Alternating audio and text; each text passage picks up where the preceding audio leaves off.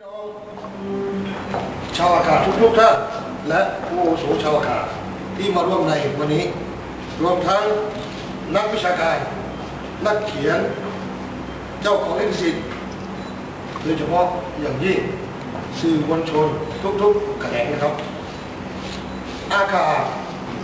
เป็นกลุ่มชาติพันธุ์หนึ่งที่อาศัยกระจัดกระจายอยู่ในภาคพื้นเอเชียมณฑลยูนานประเทศจีนประเทศพม่าประเทศลาวประเทศเวียดนามและทางตอนเหนือของประเทศไทยในประเทศไทยคนไทยรู้จักอาคามาเป็นเวลาช้านานโดยเฉพาะมิดาและลานเสาก่อคำว่ามิดาเกิดขึ้นเมื่อพศ 2492 ในหนังสือภาษาไทยเรื่อง30 ชาติในเชียงรายโดยผู้เขียนชื่อบุญช่วยศรีสวัสดิ์และจากนั้นปีพศ 2496 ได้เขียนหนังสืออีกเล่มหนึ่งชื่อชาวเขาในประเทศไทยต่อมามีหนังสือมากมายเกี่ยวกับเรื่องนี้เกิดขึ้นเช่นหนังสือเรื่องรักน่ารู้ของอีกอที่เขียนโดยปิยพงษ์แต่สิ่งที่ทำให้คนไทยส่วนใหญ่รู้จักคำว่ามิดานั้นมาจากศิลปินเพลงชาวเหนือคือจรัญ มโนเพชรได้แต่งเพลงชื่อว่ามิดาที่กล่าวถึงมิดาผู้หญิงสาวผู้เป็นครูสอนเพศศึกษาให้แก่ชายหนุ่มชาวอาคาที่กำลังเข้าสู่วัยออกเดือนอีกทั้งยังกล่าวถึงลานเสากอดอีกด้วยจากชื่อลานเสากอดนี้ทำให้คนทั่วไปเกิดความเข้าใจว่าลานเสากอดเป็นสถานที่พลอดรักเป็นสถานที่ที่สามารถกอดสาวได้ตามใจชอบด้วยความเข้าใจในมิดาและลานเสากอดที่ได้ถ่ายทอด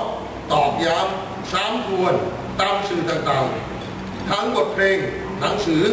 ภาพยนตร์และการ์ตูนจึงทำให้เกิดวัฒกรรมมิดาและลานเสากอดขึ้น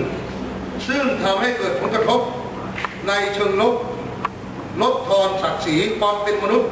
ต่อผู้หญิงอาคารวมถึงผู้หญิงกลุ่มชาติพันธุ์อื่นๆอีกด้วยจึงทำให้ชาวอาคาได้ออกมาแสดงความคิดเห็นที่ไม่เห็นด้วยกับการสร้างอัตลักษณ์ความเป็นอาคาในแบบที่เขาไม่ได้เป็นผู้สร้างชาวอาคาได้กล่าวถึงคำว่ามิดาหรือมีดาเป็นคำเรียกหญิงสาวธรรมดาของอาคาที่ยังไม่ได้แต่งงานไม่ได้เป็นชื่อตำแหน่งใดๆทั้งสิ้นส่วนลานเสากอดนั้นไม่มีอยู่จริงมีเพียงแต่ลานวัฒนธรรมหรือแดร์ของเป็นสถานที่ที่มีความสำคัญในทางพิธีกรรมต่างๆที่เกี่ยวกับคนในหมู่บ้านเป็นแหล่งถ่ายทอดบูรณาการความรู้จากรุ่นสู่รุ่นเป็นแหล่งแสดงความคิดเห็นเพื่อสร้างความสมัครสามัคคีแก่ผู้คนในหมู่บ้านด้วยความสำคัญของปัญหาที่เกิดขึ้นโครงการจัดตั้งพิพิธภัณฑ์อารยธรรมลุ่มน้ำโขงจึงร่วมกับชมรมอาคาในประเทศไทยได้กำหนดให้มีการจัดโครงการพิพิธภัณฑ์เสวนาขึ้นเพื่อเป็นเวที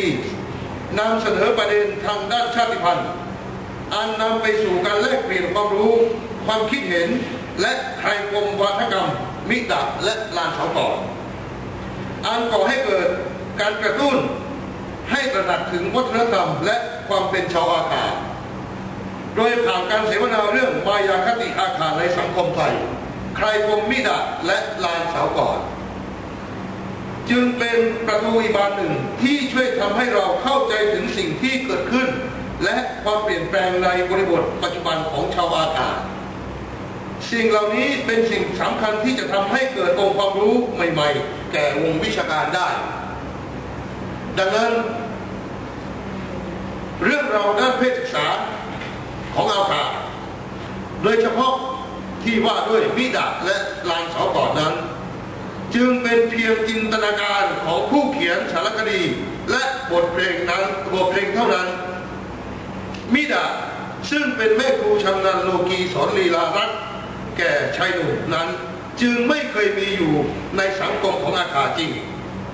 หากมีแต่มีดาซึ่งเป็นหญิงบริสุทธิ์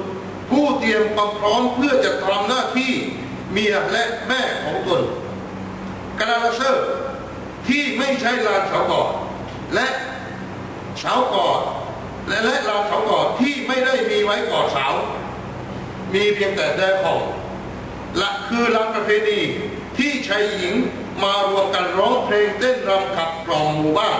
และผู้คนให้ซึมซับวิถีแห่งวัฒนธรรมอาขาโลกทางวัฒนธรรมเพศของอาขาที่แท้จริงนั้นจึงมีความละเมียดละไมและกลิ่นอายความงดงามในฐานะมนุษย์ธรรมดากลุ่มหนึ่งอยู่อย่างเต็มเปี่ยมมิใช่สังคมอิสระทางเพศตามที่หลายๆคนเข้าใจดังนั้นจากนี้เป็นต้นไปผ่านสื่อใดๆมีความประสงค์ที่จะเผยแพร่เรื่องราว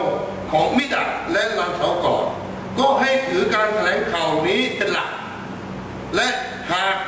สำนักพิมพ์ใดๆมีความประสงค์จัดตีพิมพ์ก็ขอให้เอาแถลงการนี้แนบท้ายก็จะดียิ่งขอขอบคุณณโอกาสนี้สวัสดีครับ